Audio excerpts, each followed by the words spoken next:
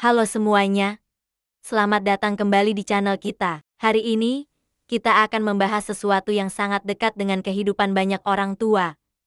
Atau mungkin Anda yang sedang merawat orang tua tercinta. Topiknya adalah kelelahan. Tapi bukan sekadar lelah biasa, setelah beraktivitas seharian. Ini adalah rasa lelah yang sepertinya tidak pernah hilang. Bahkan setelah beristirahat cukup, pernahkah Anda bertanya-tanya, kenapa ya orang tua kita sering sekali mengeluh capek? Padahal sepertinya tidak banyak melakukan kegiatan fisik yang berat. Jawabannya mungkin tidak ada di otot mereka, tapi di dalam pikiran mereka. Ya, benar sekali. Beban pikiran dan kekhawatiran yang berlebihan seringkali menjadi sumber kelelahan utama pada lansia. Ini adalah kelelahan mental yang dampaknya terasa langsung ke fisik. Mari kita bayangkan sejenak, pikiran kita itu seperti sebuah wadah. Seiring berjalannya waktu, wadah ini terisi dengan berbagai macam hal. Kenangan, pengalaman, kebahagiaan, tapi juga kekecewaan, ketakutan, dan kekhawatiran. Semakin bertambah usia, isi wadah ini semakin penuh. Ada kekhawatiran tentang kesehatan yang mungkin menurun, kekhawatiran tentang anak cucu, tentang masa depan, bahkan mungkin penyesalan tentang masa lalu. Semua ini berputar terus-menerus di kepala, tanpa henti. Proses berpikir yang terus-menerus ini, atau yang sering kita sebut overthinking, menguras energi yang luar biasa besar. Otak kita, meskipun beratnya hanya sekitar 2% dari total berat badan, mengonsumsi hingga 20% energi tubuh. Jadi, ketika otak dipaksa bekerja lembur untuk memikirkan segala macam kekhawatiran, tentu saja tubuh akan terasa lelah luar biasa. Rasanya seperti mesin yang terus menyala tanpa pernah dimatikan. Panas, berisik, dan akhirnya EUS. Inilah yang terjadi ketika pikiran tidak diberi jeda untuk beristirahat. Salah satu pemicu utamanya adalah perubahan besar dalam hidup. Masa pensiun, misalnya, dulu terbiasa sibuk bekerja, punya rutinitas, punya tanggung jawab besar. Tiba-tiba semua itu hilang. Muncul perasaan hampa, merasa tidak berguna, dan cemas tentang bagaimana mengisi hari-hari. Atau ketika anak-anak sudah dewasa dan punya kehidupan sendiri, rumah menjadi sepi. Sindrom sarang kosong, atau empty nest syndrome ini, nyata, dan bisa memicu kesepian, serta kecemasan yang mendalam. Pikiran mulai berkelana, apakah anakku baik-baik saja? Kenapa dia jarang menelepon? Apakah aku sudah menjadi beban bagi mereka? Pikiran-pikiran seperti ini, walau mungkin tidak beralasan, terasa sangat nyata dan menguras energi.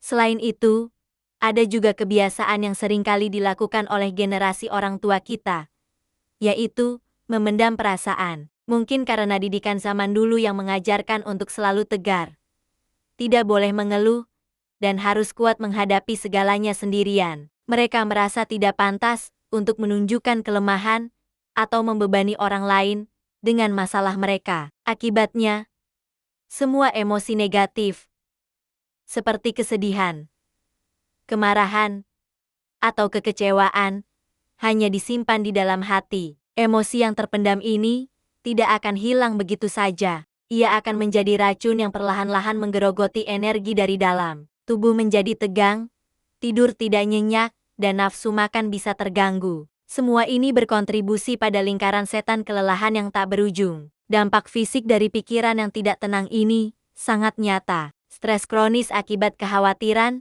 akan memicu tubuh untuk terus-menerus memproduksi hormon kortisol. Dalam jangka pendek, ini bagus untuk respons lawan atau lari. Tapi dalam jangka panjang, kadar kortisol yang tinggi bisa menyebabkan peradangan dalam tubuh, tekanan darah tinggi, masalah pencernaan, dan melemahkan sistem kekebalan tubuh. Jadi, jangan heran jika orang tua yang banyak pikiran sering mengeluh sakit kepala, nyeri punggung, perut kembung, atau gampang sekali jatuh sakit.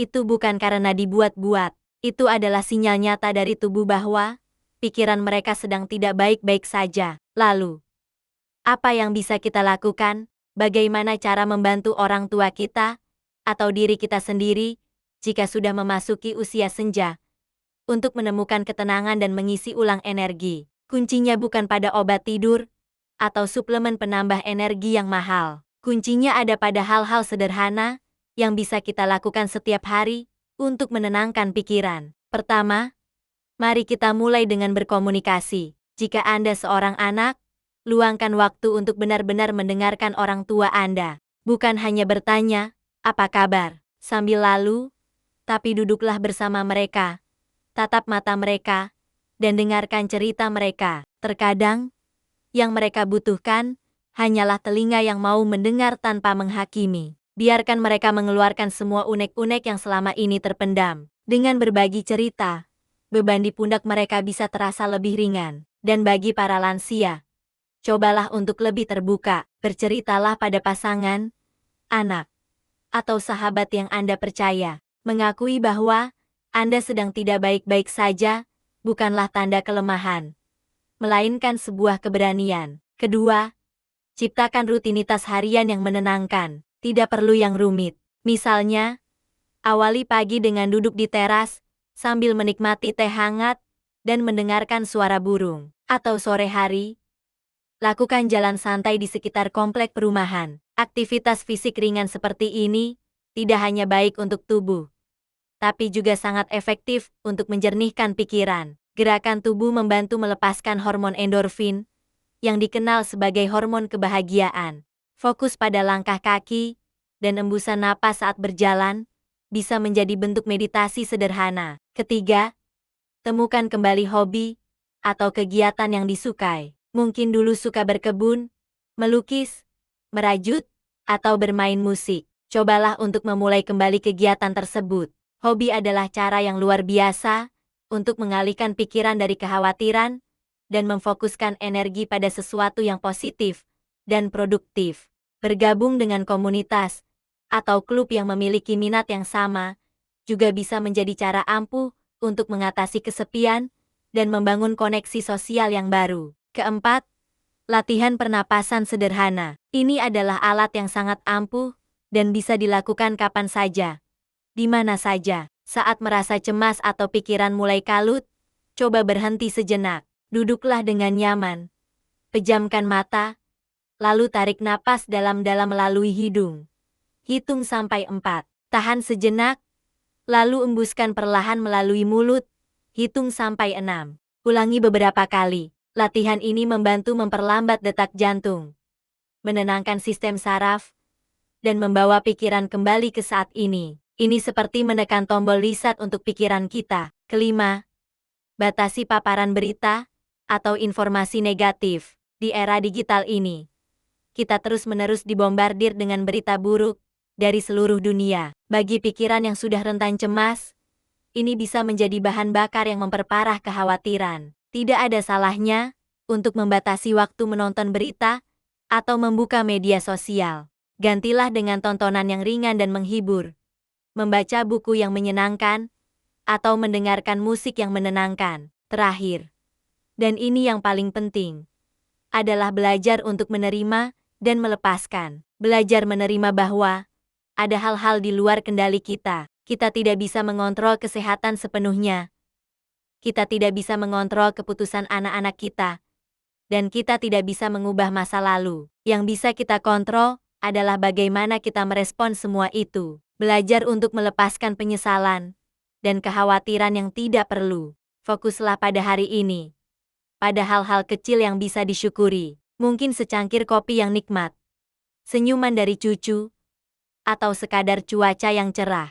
Rasa syukur adalah penawar yang sangat kuat untuk pikiran yang cemas. Jeti, kelelahan pada lansia seringkali merupakan panggilan dari jiwa yang lelah, bukan hanya raga. Ini adalah sinyal bahwa pikiran mereka butuh istirahat, butuh didengarkan, dan butuh ketenangan. Dengan memberikan perhatian lebih pada kesehatan mental mereka, kita bisa membantu mereka menemukan kembali energi dan menikmati masa tua dengan lebih bahagia dan damai. Terima kasih sudah menyimak sampai akhir. Semoga apa yang kita bahas hari ini bisa bermanfaat, baik untuk diri kita sendiri maupun untuk orang-orang yang kita sayangi. Jangan lupa untuk like, komen, dan subscribe agar kita bisa terus berbagi informasi positif lainnya. Sampai jumpa di video berikutnya.